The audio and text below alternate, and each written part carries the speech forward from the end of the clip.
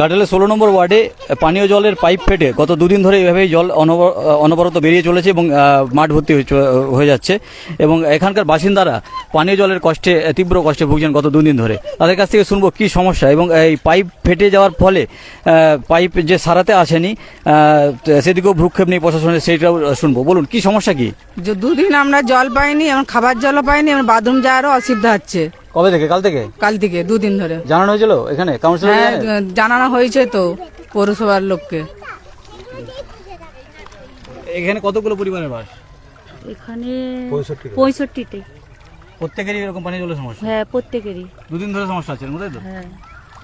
দেখতে পাচ্ছেন এখানে একটি ইলেকট্রিক খুঁটি লাগানো হয়েছিল এবং সেই ইলেকট্রিক খুঁটি লাগাতে গিয়ে সম্ভবত এখানে পাইপটি ফেটে যায় এবং সেই ফাটা জায়গা থেকে অনবরত জল বেরিয়ে চলেছে এবং যার ফলে এখানকার যে পরিবারগুলি বাস করে, এখানকার এই 16 নম্বর ওয়ার্ডের আশেপাশে যে যতগুলি বাড়ি রয়েছে এই সমস্ত বাড়িতে পানীয় জলের সরবরাহ অব্যাহত হয়েছে এবং ব্যাহত হয়েছে, যার ফলে সমস্যায় পড়েছেন তারা এবং এখানে রাস্তা অবরোধ করছেন তারা, এখানকার বাসিন্দারা। আমরা কাউন্সিলরের সঙ্গে এনারা যোগাযোগ করেছেন? কাউন্সিলরের সঙ্গে উনি কি বলছেন? উনি কিছুই বলেননি। কিছু বলেননি? না। পাইপ সারিয়ে দেওয়ার কোনো উদ্যোগ না নেননি? না না না। শুনছেন যে কাউন্সিলরকেও বলেছিলেন কিন্তু কাউন্সিলর কোনো উদ্যোগ নেননি। পানীয় জল কিন্তু এইভাবে বেরিয়ে চলেছে।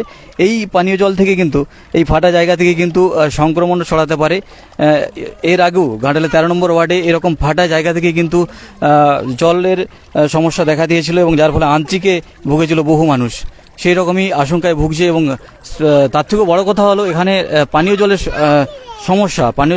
সমস্যায় ভুগছেন, যার ফলে রাস্তায় নেমে চলেছেন এতগুলি বাসিন্দারা। ঘাটালের 16 নম্বর ওয়ার্ড থেকে আমি ছিলাম রবীন্দ্র, স্থানীয় সংবাদ।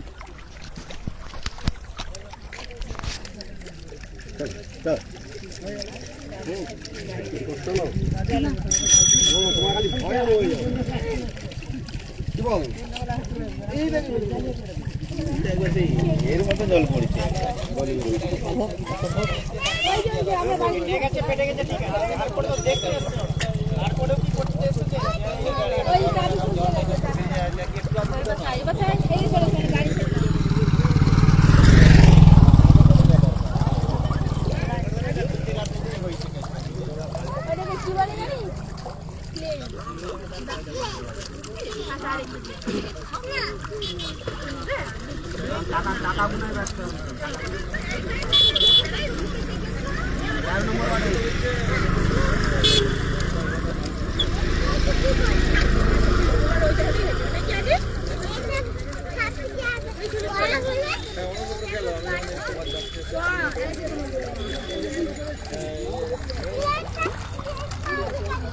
আরে জলটা তো এমনি গ্রীষ্মকাল, তারপরে এরকম জলের অপচয় হচ্ছে।